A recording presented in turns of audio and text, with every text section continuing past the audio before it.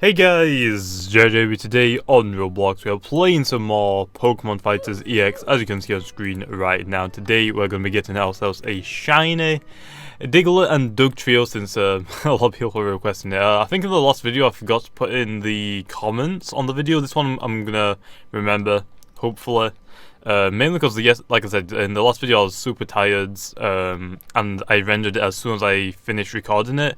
I kind of completely forgot about the comments, so oh well.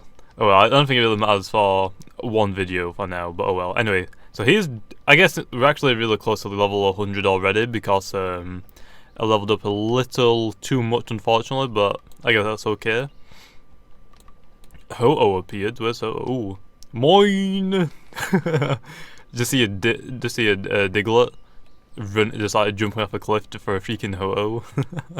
That's a little weird, but well. Okay, let's go evolve this thing. Actually, no.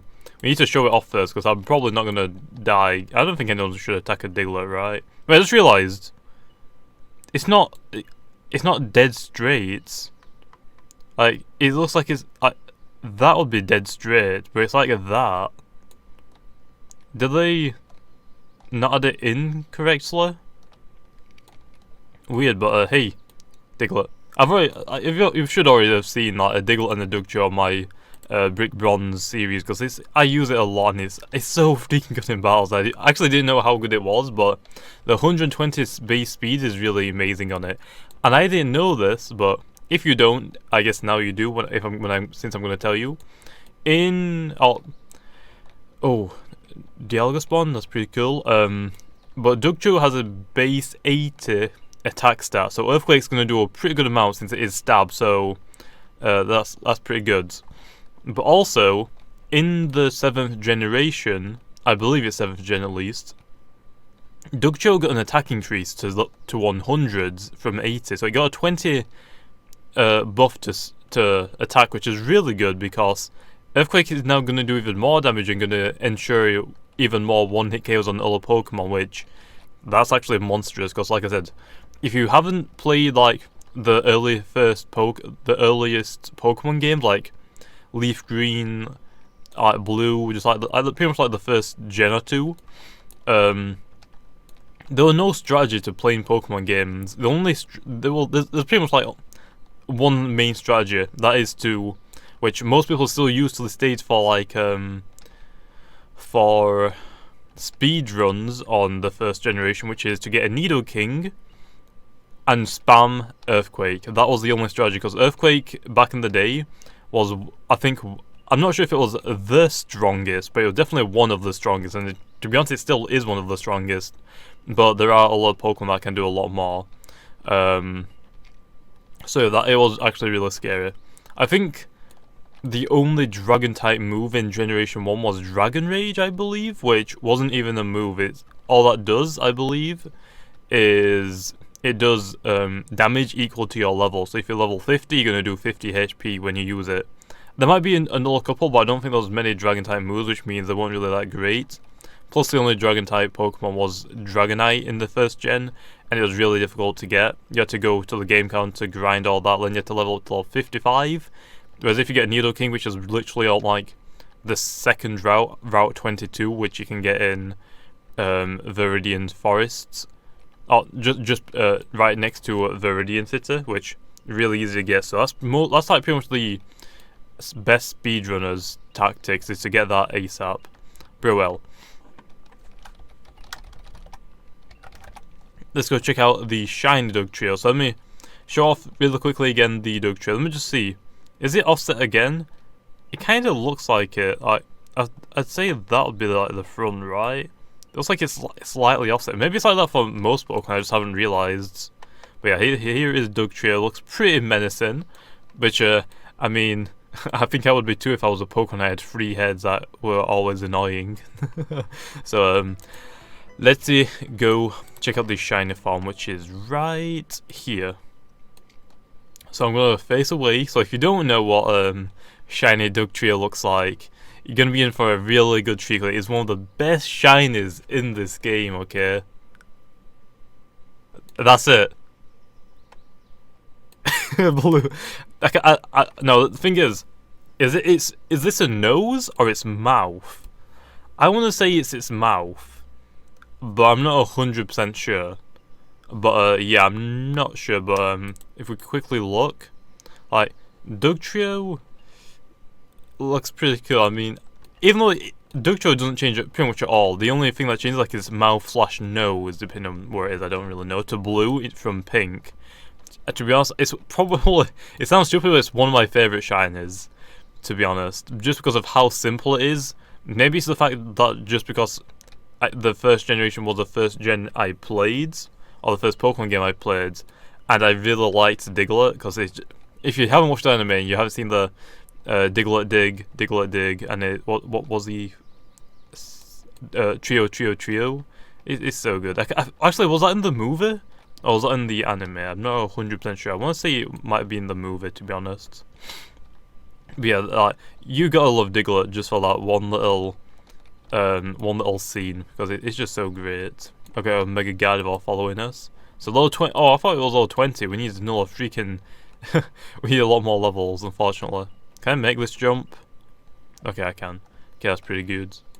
Mega Lopunny, that's always great. I read Uglypole's comment on your Genesect video, GG. Oh yeah, so if you don't know, I don't think I mentioned in the last video, but in 2 videos ago, I got the Genesect, which is the last Pokemon I needed in this game. Also, like I said, there are Zygarde and things like that, but those are only event Pokemon, which obviously can't be obtained anymore, and maybe in a future update. So there's always that, but for right now, there's nothing really for me to do in the game except from unlocking the shinies. So yeah, once I've unlocked every single shiny, we should be able to get the Mewtwo Y.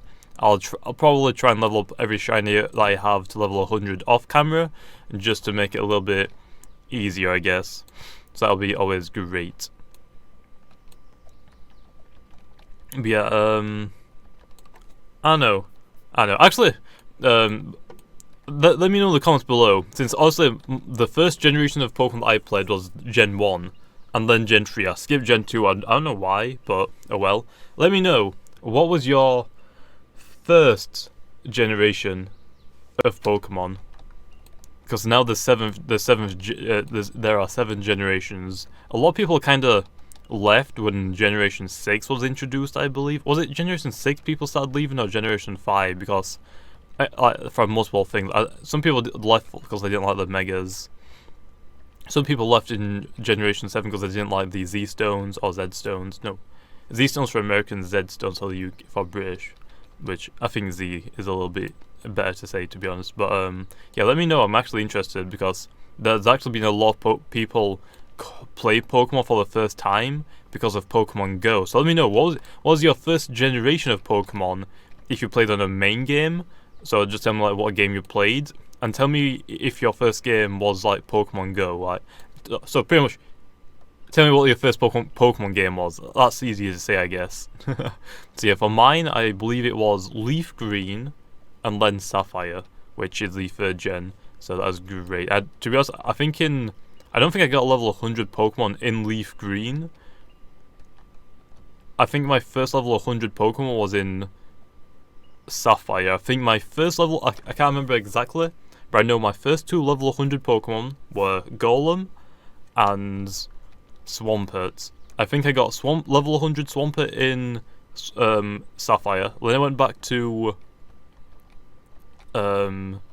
Leaf Green, I think, and I got myself a level 100 Graveler, and I transferred it over to my Sapphire and traded it back with my brother to get Golem, which it was really cool. So yeah, I actually don't know what happened to those game cartridges. I have no idea where I put them, but oh well. So yeah, I was on your BB server with you. Pretty cool. I'm actually gonna. Oh, we can actually show off the shiny. I'm gonna go check the summon real quickly, since these guys are really wanting it. Okay, can't right now since we gotta wait real well. Okay, let's go check out the shiny Dugtrio then. So obviously we've already shown off the shiny Diglett.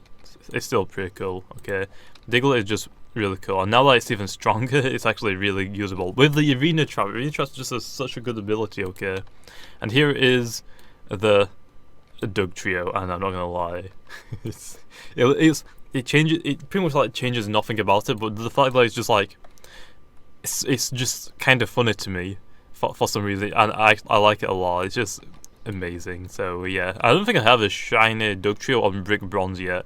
I should definitely get one, but I probably won't use it competitively because I've already got a Dugtrio that's actually really good. So probably won't do that. But yeah, and also like I said, Dugtrio is really quick. Like 120 base speed, outspeeds Gengar. Gengar has 110 base speed, I believe.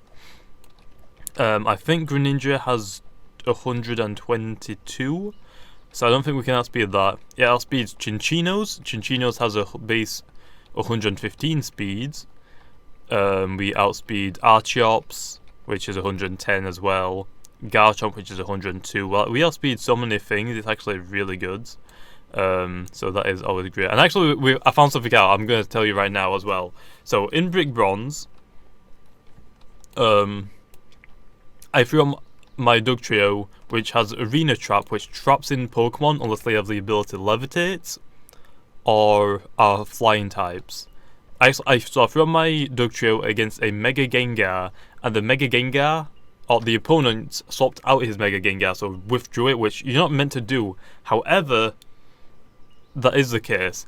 I did a lot of research to try and figure out why that was the case.